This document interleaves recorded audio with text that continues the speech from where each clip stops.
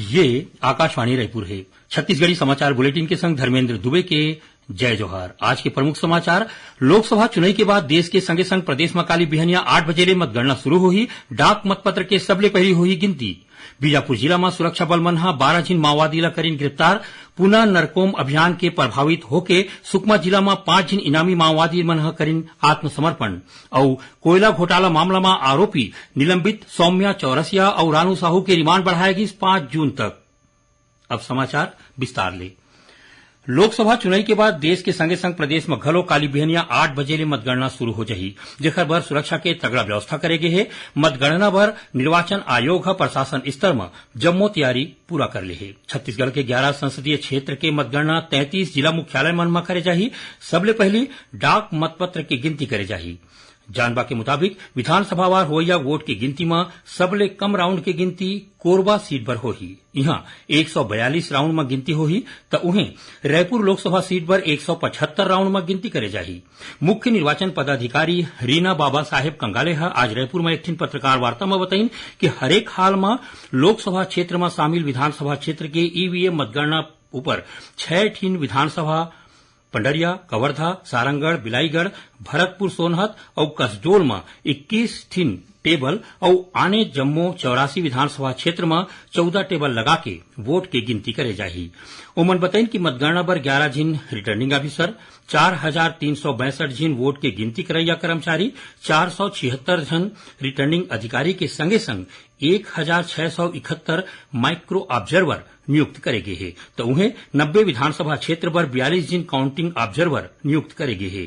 श्रीमती कंगाले है बताइन कि मतगणना केंद्र मन में त्रिस्तरीय सुरक्षा व्यवस्था करेगे है, जिहां हरेक स्तर में पहचान पत्र के जांच के बाद प्रवेश दे जाही। मुख्य निर्वाचन पदाधिकारी बताइन कि स्ट्रांग रूम ला तय करेगे बेरा में प्रेक्षक, रिटर्निंग अधिकारी और सहायक रिटर्निंग अधिकारी के आगू में खोले जाही।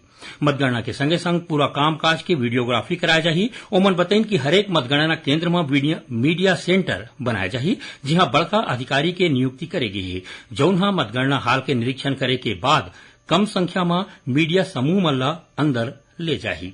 मुख्य निर्वाचन पदाधिकारी बताइन कि लोकसभा निर्वाचन क्षेत्र में हरेक चरण के परिणाम की घोषणा सहायक रिटर्निंग अधिकारी डहार ले करे जाही। मुख्य निर्वाचन पदाधिकारी बताइन कि निर्वाचन आयोग के पोर्टल और वोटर हेल्पलाइन ऐप के माध्यम ले घलो चुनाव परिणाम के जानबा ले जा सकथे। काली होवैया मतगणना पर जम्मो जिला मन में प्रशासनिक स्तर में तैयारी पूरा हो गई है। पुलिस अधिकारी मन के मुताबिक मतगणना वाले संवेदनशील जगह मन में स्थिति के हिसाब से पुलिस बल तैनात करे जाही। पुलिस जवान मन के त्रिस्तरीय सुरक्षा व्यवस्था बनाए गए है। पहली और बाहरी स्तर में जिला पुलिस बल के तैनात रही। दूसर स्तर में राज्य सशस्त्र बल मन तैनात करे जाही और तीसर स्तर में मतगणना हाल के प्रवेश द्वार ऊपर केंद्रीय पुलिस बल सीएपीएफ के तैनाती रही। इति गौरेला पेंड्रा मरवाही जिला के पुलिस अधीक्षक भावना गुप्ता बताइन कि जिला के कलेक्ट्रेट परिसर में वोट मन के गिनती होही। सुरक्षा ला देखत सेमरा ले लेके रानी दुर्गावती तिराहा तक आम लोगन मन के अवई जवई ऊपर रोक रही। बीजापुर जिला में सुरक्षा बल मन 12 झिन माओवादी मन ला गिरफ्तार करे है, जेमा ले 3 झिन माओवादी नाबालिग बताए जाते। ये जम्मू माओवादी मन ला आने थाना ले गिरफ्तार करे गए है। माओवादी मन ऊपर हत्या, आईईडी प्लांट करे, रोड काटे और पाम्पलेट बैनर तैयार लगाए के आरोप है।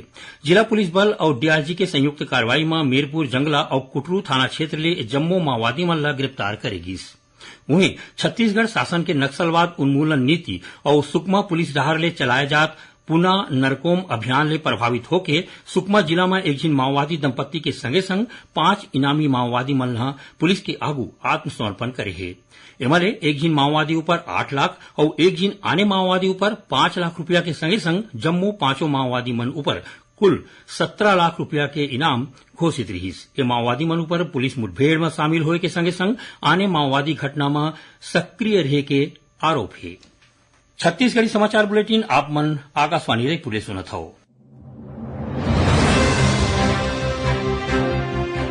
लोक निर्णय 2024 देश का पहला और सबसे विश्वसनीय प्रसारक आपके लिए ला रहा है दुनिया के सबसे बड़े लोकतंत्र के चुनावी परिणामों पर आधारित विशेष कार्यक्रम। 4 जून सुबह 7 बजे से रात 10 बजे तक मतगणना के पल पल की खबर।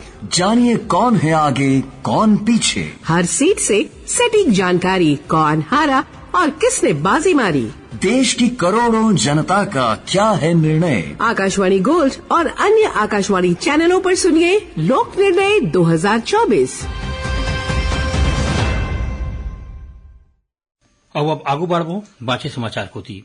काली लोकसभा चुनाव पर होवैया मतगणना के ताजा जानकारी देवर आकाशवाणी रायपुर के समाचार एकांश को तिले घलो हर घंटा विशेष समाचार बुलेटिन प्रसारित करे जाही। विशेष चुनाव बुलेटिन हिंदी के संगे संग छत्तीसगढ़ी में घलो प्रसारित करे जाही। ये बुलेटिन काली बिहनिया 9 बजे ले शुरू हुई और संझा 4:10 तक चलही। एकर अलावा प्रादेशिक समाचार एकांश रायपुर डहर ले काली लोकसभा चुनाव परिणाम ऊपर एक ठिन विशेष परिचर्चा कार्यक्रम घलो प्रसारित करे जाही। ये कार्यक्रम काली रतिहा 8:30 ले प्रसारित होही। काली आकाशवाणी रायपुर ले प्रसारित होवैया विशेष चुनाव बुलेटिन और विशेष परिचर्चा कार्यक्रम ला छत्तीसगढ़ स्थित आकाशवाणी के जम्मू केंद्र एके संग्रह रिले करही। नारायणपुर जिला के गांव मस्तपुर में माओवादी मन एक जिन गांव के मनखे ला पुलिस मुखबिरी के शक में हत्या कर दिन। हमार संवाददाता ले मिले जानबा के मुताबिक पाछू रतिहा करीबन 15 ले 20 जिन वर्दीधारी माओवादी मन ए मनखे के घर पहुंचिन और परिवार वाले मन के आगू ओखर हत्या कर दिन। माओवादी मन घटना वाले जगह में कुतुल एरिया कमेटी के पर्चा फेंके है। मुख्यमंत्री विष्णुदेव साय मानसून के दौरान वर्षा ले होवैया बीमारी ला रोके बर जरूरी तैयारी करे के निर्देश दिए हवय। ओमन प्रदेश के जम्मू अस्पताल और स्वास्थ्य केंद्र मन में जीवन रक्षक दवाई के पूरा मात्रा राखे बर कहे है। मुख्यमंत्री बोरिंग, नलकूप और आने आने पाइपलाइन मरम्मत के संगे संग बने ढंग ले साफ सफाई करे के घलो निर्देश दे हैं। तो उहे मुख्यमंत्री जसपुर के संगे संग ऐसन जगह जिहां सांप के डसे के मामला ज्यादा होथे ऐसन जगह के सामुदायिक स्वास्थ्य केंद्र मन में एंटी स्नेक वेनम के पूरा मात्रा राखे के निर्देश अधिकारी मन लते हवे। मानसून के पहले किसान मन ला दे जाए खातू बीजा के व्यवस्था ला बने ढंग ले राखे के निर्देश मुख्यमंत्री विष्णुदेव साय कहे हैं। उमन अवैया खरीफ सीजन ला देखत खातू बीजा के सोसाइटी में पूरा व्यवस्था करे के बात कहे है। उमन किसान मन ला मांग के आधार में खातू बीजा दे जाए के व्यवस्था सोसाइटी के माध्यम ले करे के निर्देश दे है। मुख्यमंत्री डीएपी खातू के मांग ला ध्यान में राखत अधिकारी मन ला विशेष निगरानी राखे के निर्देश दे है। कोयला घोटाला मामला में आरोपी निलंबित उप सचिव सौम्या चौरसिया और आईएएस अधिकारी रानू साहू के संगे संग समीर बिश्नोई और कारोबारी सूर्यकांत तिवारी ला आज ईओडब्ल्यू कोर्ट में पेश करेगी। आज ए जम्मू जिन के पुलिस रिमांड खत्म होत रहीस। कोर्ट सौम्या चौरसिया और रानू साहू के रिमांड ला 5 जून तक बढ़ा है। तो उन्हें आईएएस समीर बिश्नोई और कारोबारी सूर्यकांत तिवारी के पुलिस रिमांड ला 10 जून तक बढ़ा दे है। कोर्ट जम्मू आरोपी मन ला ईओडब्ल्यू ला सौंप दे है। राजधानी रायपुर के जीई रोड स्थित एक प्राइवेट शॉपिंग मॉल में आज मझनिया आगे लगे के सूचना मिलते फायर ब्रिगेड के टीम मौका में जाके आगे ला बुदाए के प्रयास करत है। उन्हें अंबिकापुर के आकाशवाणी चौक के तीर 5 मंजिल वाले एक इमारत के खेल के सामान रखे दुकान में आगे लग गई। आगी भवन के कोटा में घलो पहुंच गए। सूचना मिलते फायर ब्रिगेड और एसडीआरएफ के टीम मौका में पहुंचिन और करीबन 5 घंटा के बाद आगे ला बुझाया जा सकिस। जानबा के मुताबिक आगे जिहां लगे रहीस वहां लोगन मन के कतकोन घर तीर तखार में रहीस। फिर कोनो प्रकार के आगजनी ले जनहानि नहीं हो है।